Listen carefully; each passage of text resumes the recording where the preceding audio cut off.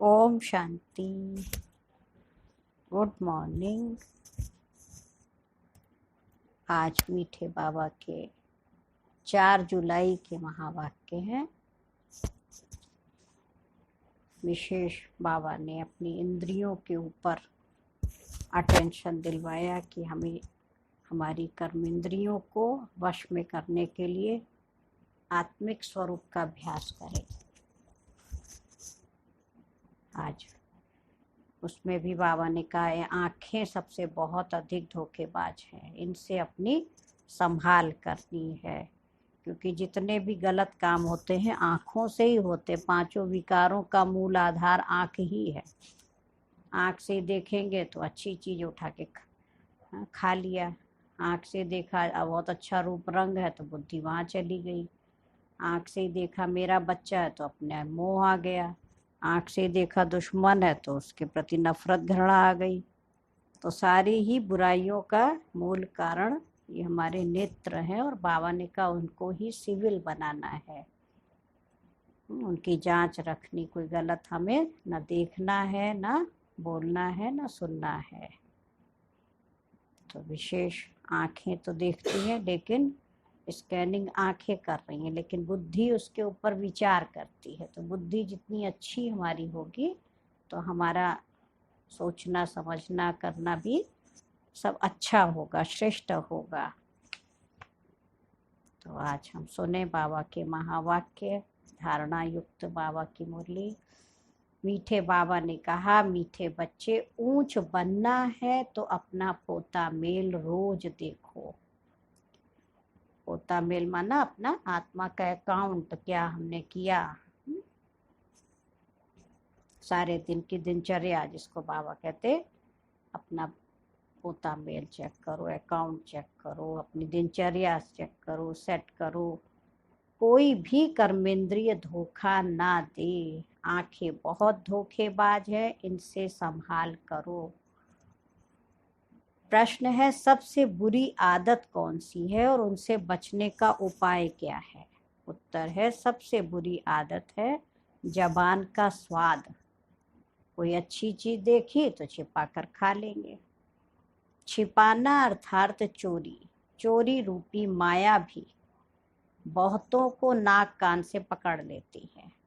इससे बचने का साधन, जब भी कहाँ बुद्धि जाए तो खुद ही खुद को सजा दो, है ना। जैसे बच्चे गलत करते तो उनको पनिशमेंट देते हैं, तो अपने आप को खुद ही सजा दो। बुरी आदतों को निकालने के लिए अपने आप को खूब फटकार लगाओ। हाँ, क्या करते हैं अपने आप से खुद ही पूछो। जैसे बाबा साकार में थे तो अपनी दरबार लगाते थे अपने कर्मेंद्रियों की, हे आंखें आज तुमने धोखा तो नहीं दिया, कान तुमने गलत तो नहीं सुना।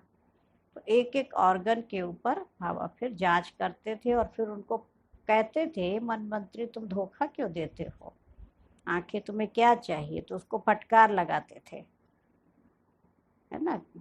अपने आप को खुद ही फिर डांट भी लगाते थे अपने आप को सुधारने के लिए। तो बाबा कह रहे तुम्हें खुद को खुद ही फटकारना है, क्योंकि जब तक अपने आप को खुद नहीं सुधारेंगे तो हमें दूसरा कोई सुधार भी नहीं सकता। इसलिए अपने ऊपर बहुत अटेंशन चाहिए। ओम शांति। आत्म अभिमानी होकर बैठे हो, बाबा क्वेश्चन पूछ रहे हैं कि मुरली सुन रहे हैं सभी, तो आत्मिक स्थिति में स्थित होकर बैठे हो। हर एक बात अपने आप से पूछनी होती है। हम आत्म अभिमानी हो बैठे हैं और बाप को याद कर रहे हैं। गाया हुआ भी है, शिव शक्ति पांडव सेना। यह शिव बाबा की सेना बैठी है ना, उस जिस्मानी सेना में सिर्फ जवान होते हैं, और बाबा की सेना में बूढ़े बच्चे आदि सब देखो यहाँ है। और उस सेना में बूढ़े बच्चे नहीं होते, केवल जवान होते हैं। और इस सेना में बूढ़े भी है, बच्चे भी है, जवान भी है, पेशेंट भी है, कोई भी है, किसी भी जाति धर्म का है, भाषा का है, रूप रंग का है, सब इस सेना में बाबा की शामिल है। तो ये है माया पर जीत पाने के लिए सेना। हर एक को माया पर जीत पाकर बाप से बेहद का वर्षा लेना है। बच्चे जानते हैं माया बड़ी प्रबल है, कर्मेंद्रियां ही सबसे जास्ती धोखा देती हैं। चार्ट में भी ये लिखो कि आज कौन सी कर्मेंद्री ने धोखा दिया। आज फलानी को देखा, दिल हुई इनको हाथ लगाएं, ये करें। तो बहुत गंदी दृष्टि वृत्ति है, क्योंकि आंख से देखा सुंदर रूप रंग है तो बुद्धि चली जाती है। आंखें बहुत नुकसान करती हैं। हर एक कर्मेंद्रिय देखो कौन सी कर्मेंद्रिय बहुत नुकसान करती है। सूरदास का भी इस पर मिसाल देते हैं। अपनी जांच रखनी चाहिए। आंखें बहुत धोखा देने वाली हैं।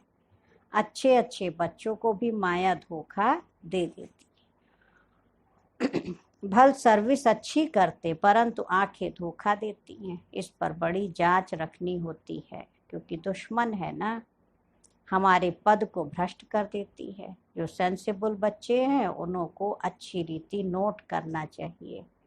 बाबा कह रहे डायरी पॉकेट में पड़ी हो। जैसे भक्ति मार्ग में बुद्धि और तरफ भागती है तो अपने को चुटकी काटते हैं, है ना। तुमको भी सजा देनी चाहिए। हाँ, बुद्धि भागती तो कहेंगे कहाँ भाग रही हो, भगवान में मन नहीं लग रहा है। अपने आप को ही देखो, भक्ति मार्ग में भी सुधारने के लिए करते थे पुरुषार्थ। तो बाबा कह रहे तुम्हें भी अपने आप को खुद ही पनिश करना है, बड़ी खबरदारी रखनी चाहिए। कर्मेंद्रियां धोखा तो नहीं देती, किनारा कर लेना चाहिए, खड़े होकर देखना भी नहीं चाहिए। स्त्री पुरुष का ही बहुत हंगामा है, देखने से काम विकार की दृष्टि जाती है। इसलिए सन्यासी लोग आंखें बंद करके बैठते हैं। कोई कोई सन्यासी तो स्त्री को पीठ देकर बैठते हैं। उन सन्यासियों आदि को क्या मिलता है, करके 10-20 लाख करोड़ इकट्ठा करेंगे, मर गए तो खलास। तो भी कितना मेहनत करते हो सन्यासी बनने में, फिर दूसरे जन्म में फिर इकट्ठा करना पड़े। नहीं, तुम बच्चों को तो जो कुछ मिलता है वह अविनाशी वर्षा हो जाता है। वहाँ धन की लालच होती ही नहीं है। ऐसी कोई अप्राप्ति होती नहीं जिसके लिए माथा मारना पड़े। कलयुग अंत और सतयुग आदि में रात दिन का फर्क है। वहाँ तो अपार सुख होता है, यहाँ तो कुछ भी नहीं है। बाबा हमेशा कहते हैं संगम अक्षर के साथ पुरुषोत्तम अक्षर जरूर लिखो। साफ साफ अक्षर बोलने चाहिए, समझाने में सहज होता है। मनुष्य से देवता किए करत न लागी वार। तो जरूर संगम पर ही, और धर्म वाले तो बाबा कह रहे संगम पर ही तो बाबा आएंगे ना देवता बनाने। नरकवासी को बाबा के स्वर्गवासी बनाते। मनुष्य तो घोर अंधियारे में है, स्वर्ग क्या होता है पता ही नहीं। और धर्म वाले तो स्वर्ग को देख भी नहीं सकते। इसलिए बाबा कहते हैं तुम्हारा धर्म बहुत सुख देने वाला है। उनको कहते ही हैं हेवन, परंतु ये थोड़े ही समझते हैं कि हम भी हेवन में जा सकते हैं। किसको भी पता नहीं है। भारतवासी ये भूल गए हैं। हेवन को लाखों वर्ष कह देते हैं। क्रिश्चियन लोग खुद कहते हैं 3000 वर्ष पहले भारत पैराडाइज हेवन था, और क्रिश्चियन को आए 2000 साल हो गया, तो 3000 प्लस 2000 5000 साल है। लक्ष्मी नारायण को कहते ही हैं गॉड गॉडेस, जरूर गॉड ही गॉड गॉडेस बनाएंगे। तो मेहनत करनी चाहिए, रोज अपना पोता मेल देखना चाहिए। कौन सी कर्मेंद्री ने धोखा दिया, जबान भी कोई कम नहीं है। कोई अच्छी चीज देखी तो छिपा कर खा लेंगे, समझते थोड़ी है कि ये भी पाप है। चोरी हुई ना, सो भी शिव बाबा के यज्ञ से चोरी करना बहुत खराब है। कहते कख का चोर सो लख का चोर। हाँ, कखपन माने बहुत छोटा, जैसे झाड़ू लगाते तो धूल मिट्टी होती ना, तो बहुत छोटी चीज भी अगर चोरी किया तो भी तो आदत हो गई ना। तो छोटी चीज चोरी करो चाहे बड़ी चीज चोरी करो, तो चोर। तो बाबा कह रहे हैं कोई भी चीज छिपा कर नहीं खाना, कोई चोरी नहीं करना। बहुतों को माया नाक से पकड़ती रहती है। ये सब बुरी आदतें निकाल देनी है। अपने पर खुद फटकार डालनी चाहिए। जब तक बुरी आदतें हैं तब तक ऊंच पद पा नहीं सकेंगे। स्वर्ग में जाना तो बड़ी बात नहीं है, परंतु कहाँ राजा रानी कहाँ प्रजा। तो बाप कहते हैं कर्मेंद्रियों की बड़ी जांच करनी चाहिए। कौन सी कर्मेंद्री धोखा देती है, पोता मेल निकालना चाहिए। व्यापार है ना, बाप समझाते हैं मेरे से व्यापार करना है, ऊंच पद पाना है तो श्रीमत पर चलो। बाप डायरेक्शन देंगे, उसमें भी माया विघ्न डालेगी, है ना। बाबा सही रास्ता भी दिखाएंगे तो माया करने नहीं देगी। बाबा कहते बच्चे ये भूलो मत, गफलत करने से फिर बहुत पछताएंगे, इसलिए गफलत नहीं करनी, अपनी जांच खुद ही रखनी है और अपना सुधार भी खुद ही करना है।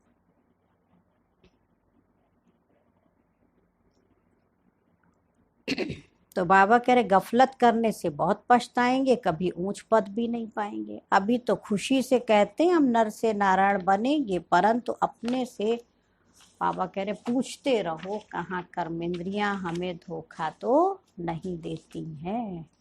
अपनी उन्नति करनी है तो बाप जो डायरेक्शन देते हैं उसे अमल में लाओ।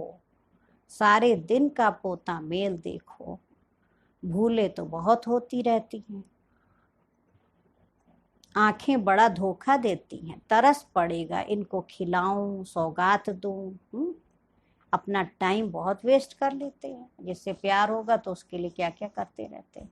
माला का दाना बनने में बड़ी मेहनत है। 8 रत्न है मुख्य, 9 रत्न कहते, एक तो बाबा, बाकी हैं 8। बाबा की निशानी तो चाहिए ना बीच में, तो 9वां रत्न वो दिखाया शिव बाबा। कोई ग्रहचारी आदि आती है तो 9 रत्न की अंगूठी आदि पहनाते हैं। इतने ढेर पुरुषार्थ करने वालों से 8 निकलते हैं पास विद ऑनर्स। 8 रत्नों की बहुत महिमा है। देह अभिमान में आने से कर्मेंद्रियां बहुत धोखा देती हैं। भक्ति में भी चिंता रहती है ना, सिर पर पाप बहुत हैं। दान पुण्य करे तो पाप मिट जाए। सतयुग में कोई चिंता की बात नहीं, क्योंकि वहां रावण राज्य ही नहीं है। वहां भी ऐसी बातें हों फिर तो नर्क और स्वर्ग में कुछ फर्क ही न रहे। तुमको इतना ऊंच पद पाने के लिए भगवान बैठकर पढ़ाते हैं। बाबा याद नहीं पड़ता है तो बाबा कहते अच्छा पढ़ाने वाले टीचर को याद कर लो। कितना बाबा सरल कराता। चलो शिव बाबा भूल जाता है तो बाबा कह रहे पढ़ाने वाले टीचर को याद करो। अच्छा भला ये याद करो कि शिव बाबा एक ही हमारा सतगुरु भी है। बाबा कह रहे बाप ना याद पड़े टीचर याद करो, टीचर ना याद आवे तो सतगुरु को याद करो। कोई तो याद आवे, तो किसी की भी याद आएगी तो भी उद्धार है। मनुष्यों ने आसुरी मत पर बाप का कितना तिरस्कार किया है। बाप अब सब पर उपकार करते हैं, तो तुम बच्चों को भी उपकार करना चाहिए। किसी पर भी अपकार नहीं, कुदृष्टि नहीं, अपना ही नुकसान करते हैं। वह वाइब्रेशन फिर दूसरों पर भी असर करता है। बाप कहते बहुत बड़ी मंजिल है, रोज अपना पोता मेल देखो, कोई विकर्म तो नहीं बनाया। यह है ही विकर्मी दुनिया, विकर्मी संवत। विकर्मा जीत देवताओं के संवत का कोई को पता नहीं है। तो बाबा समझाते हैं विकर्मा जीत संवत को 5000 वर्ष हुए, है ना, जहाँ विकर्म होता ही नहीं था। और बाद में फिर विकर्म संवत शुरू हो गया द्वापर युग से, है ना। 5 विकार आ गए तो विकर्म करना शुरू कर दिया। राजाएं भी विकर्म ही करते रहते हैं। तब बाबा कहते हैं कर्म अकर्म विकर्म की गति मैं तुम बच्चों को समझाता हूँ। रावण राज्य में तुम्हारे कर्म विकर्म बन जाते हैं। सतयुग में कर्म अकर्म होते हैं, विकर्म बनता नहीं है ना। कोई भी कर्म करते तो वो अकर्म माना, जिसका न पाप बने न पुण्य बने। अकाउंट जमा है, केवल उसका ब्याज खाते रहते हैं। तो इंटरेस्ट कितने दिन खाएंगे, जब वो खत्म हो जाता है तो अपना फिर मूलधन आ जाता है जो हमारा जमा हुआ है। तो बाबा कह रहे वहां सतयुग में कर्म अकर्म होते विकर्म बनता ही नहीं है, वहां विकार का नाम ही नहीं। यह ज्ञान का तीसरा नेत्र अभी तुमको मिला है। अभी तुम बच्चे बाप के द्वारा त्रिनेत्री त्रिकालदर्शी बने हो, मनुष्य कोई बना न सके। तुमको बनाने वाला है बाप। पहले जब आस्तिक हो तब त्रिनेत्री त्रिकालदर्शी बने।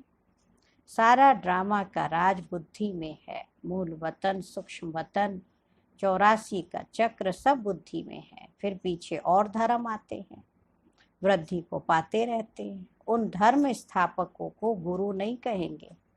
सर्व की सदगति करने वाला सतगुरु एक ही है, बाकी वह कोई सदगति करने थोड़ी आते हैं। वो धर्म स्थापक हैं। क्राइस्ट को याद करने से सदगति थोड़ी होगी, विकर्म विनाश नहीं होंगे, कुछ भी नहीं। हाँ? बाबा कह रहे केवल एक शिव बाबा ही है जो ज्ञान सूर्य है, उसकी याद से आत्मा के विकर्म विनाश होंगे। उन सबको भक्ति की लाइन में कहा जाएगा, है ना, क्राइस्ट है या और कोई भी धर्म स्थापक है।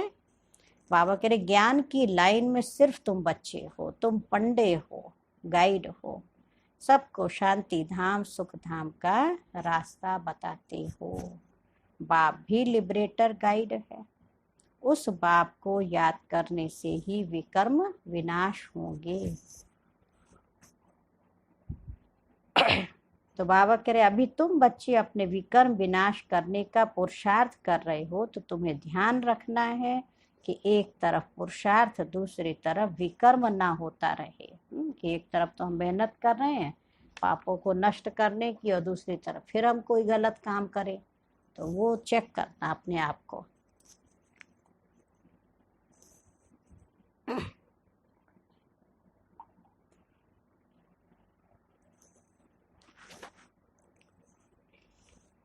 तो बाबा ने कहा पुरुषार्थ के साथ साथ विकर्म भी अगर किया तब तो 100 गुना सजा हो जाएगी, है ना, 100 गुना उसका हो जाएगा। जितना हो सके उतना विकर्म ना करो, नहीं तो एडिशन भी होगी और नाम भी बदनाम करेंगे।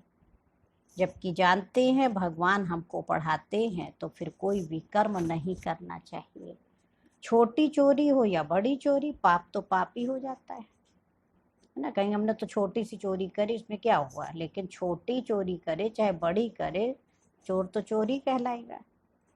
तो बाबा ने कहा देखो ये आंखें बड़ा धोखा देती हैं। बाप बच्चों की चलन से समझ जाते हैं, कभी ख्याल भी ना आए कि हम ये हमारी स्त्री है। पति पत्नी का बाबा करे भान हट जाए, क्या सोचे हम ब्रह्मा कुमार कुमारी हैं, शिव बाबा के पोत्रे हैं। हमने बाबा से प्रतिज्ञा की है, पवित्रता की राखी बांधी है। फिर आंखें क्यों धोखा देती हैं। याद के बल से कोई भी कर्मेंद्रियों के धोखे से छूट सकते हो, बड़ी मेहनत चाहिए। बाप के डायरेक्शन पर अमल कर चार्ट लिखो। स्त्री पुरुष भी आपस में यही बातें करो, हम तो बाबा से पूरा वर्षा लेंगे, टीचर से पूरा पढ़ेंगे। ऐसा टीचर कभी मिल ना सके जो बेहद की नॉलेज दे। लक्ष्मी नारायण ही नहीं जानते तो उनके पिछाड़ी आने वाले कैसे जान सकते हैं। बाप कहते ये सृष्टि के आदि मध्य अंत का ज्ञान सिर्फ तुम बच्चे ही जानते हो। संगम पर बाबा बहुत समझाते हैं, बच्चे ये करो ऐसे करो, फिर यहाँ से उठे सब खलास। ये नहीं समझते कि शिव बाबा हमको कहते हैं। हमेशा समझो शिव बाबा कहते हैं। इनका फोटो भी नहीं रखो। बाबा देखो क्या कहते हैं, ब्रह्मा बाबा का फोटो भी नहीं रखो। हमेशा समझो शिव बाबा हमको समझा रहे हैं। ये रथ तो लोन लिया है। जब ब्रह्मा बाबा को भी याद नहीं करना, तो फिर अपनी देह को भी याद नहीं करना, तो किसी मनुष्य आत्मा को कैसे याद करेंगे। किसी को भी याद नहीं करना। बाबा कह रहे ये भी पुरुषार्थी है ना, ये भी कहते मैं बाबा से वर्षा ले रहा हूँ। हाँ, ब्रह्मा बाबा भी कहते तुम्हारे सदृश ये भी स्टूडेंट लाइफ में है। परंतु हमको ये नहीं सोचना बाबा तो अभी देखो साकार बाबा दादियाँ तो परफेक्ट बन गए, हम उनको फॉलो करें। नहीं, अब ये नहीं किसी को घमंड आ जाए, कई बार उल्टा नशा चढ़ जाता है, बाबा क्या बताएंगे, हाँ अच्छा बाबा ने कहा उनको याद नहीं करो, तो कभी उल्टा ज्ञान नहीं उठाना है। बाबा ये कहते कि देखो ये भी स्टूडेंट है और आप बच्चे भी स्टूडेंट हो, तो इसलिए याद शिव बाबा को करना है, लेकिन फॉलो हमें साकार बाबा को करना है। तो ये सब बातें सिवाय बाप की कोई समझा ना सके। तकदीर में नहीं है तो संशय उठता है, शिव बाबा कैसे आकर पढ़ाएंगे, मैं नहीं मानता। मानते नहीं हो तो फिर शिव बाबा को याद भी कैसे करेंगे, विकर्म विनाश हो नहीं सकेंगे। ये सारी नंबरवार राजधानी स्थापन हो रही है। दास दासियां भी तो चाहिए ना। बाबा कह रहे राजाओं को दासियां भी दहेज में मिलती हैं। पहले जमाने में तो देखो द्वापर युग के राजा महाराजा होते थे, तो जब शादी होती तो कितना रानियों के साथ दासियां जाती थी साथ में। तो बाबा कह रहे यहाँ ही इतनी दासियां रखते हैं तो सतयुग में कितनी होंगी, विचार करो। तो ऐसा थोड़ी ढीला पुरुषार्थ करना चाहिए जो दास दासी जाकर बने।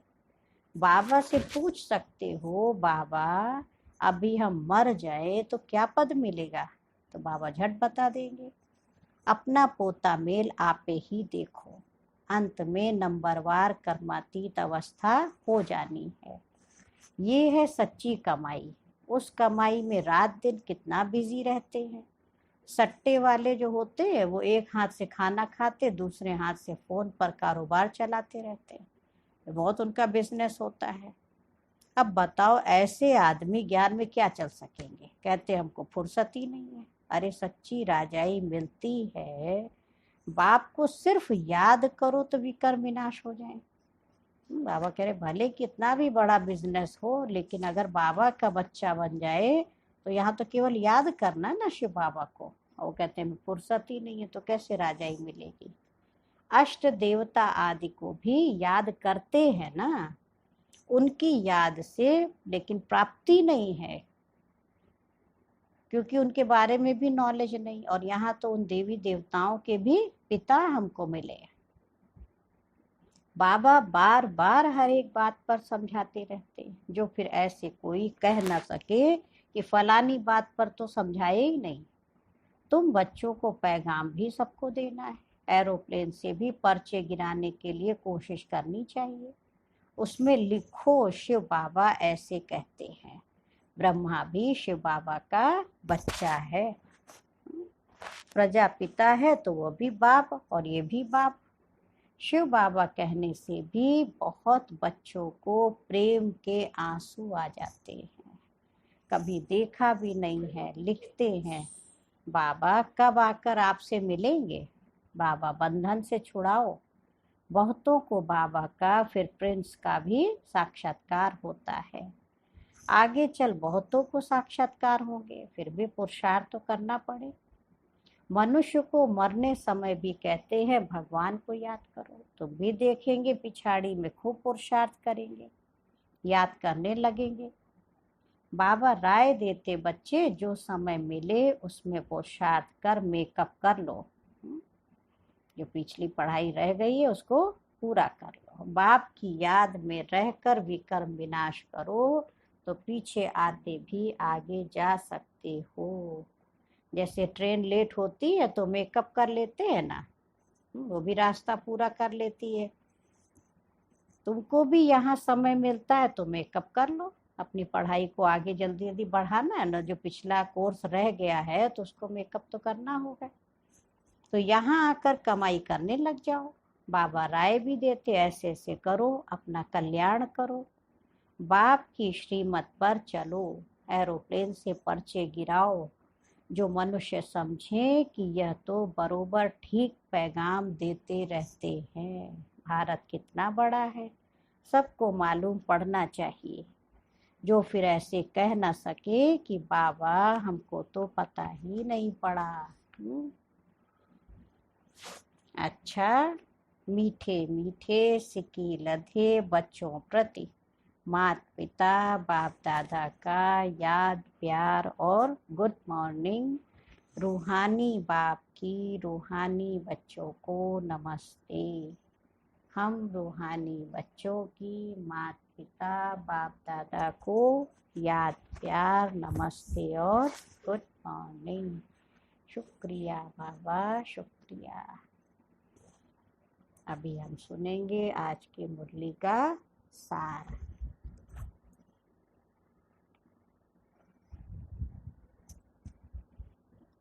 बाबा ने कहा फर्स्ट पॉइंट है सेंसिबल बनकर अपनी जांच करनी है कि आंखें धोखा तो नहीं देती हैं। कोई भी कर्मेंद्रिय के वश हो उल्टा कर्म नहीं करना है। याद के बल से कर्मेंद्रियों के धोखे से छूटना है। सेकंड पॉइंट है इस सच्ची कमाई के लिए समय निकालना है। पीछे आते भी पुरुषार्थ से मेकअप कर लेना है। ये विकर्म विनाश करने का समय है, इसलिए कोई भी विकर्म नहीं करना है। और आज का वरदान है, बाबा ने देखो कितनी अच्छी बात कही, हर कंडीशन में सेफ रहने वाले एयर कंडीशन की टिकट के अधिकारी भवा।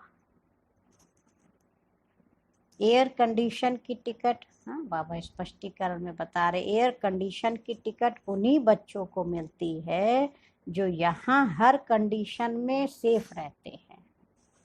कोई भी परिस्थिति आ जाए, कैसी भी समस्याएं आ जाएं, लेकिन हर समस्या को सेकंड में पार करने का सर्टिफिकेट चाहिए।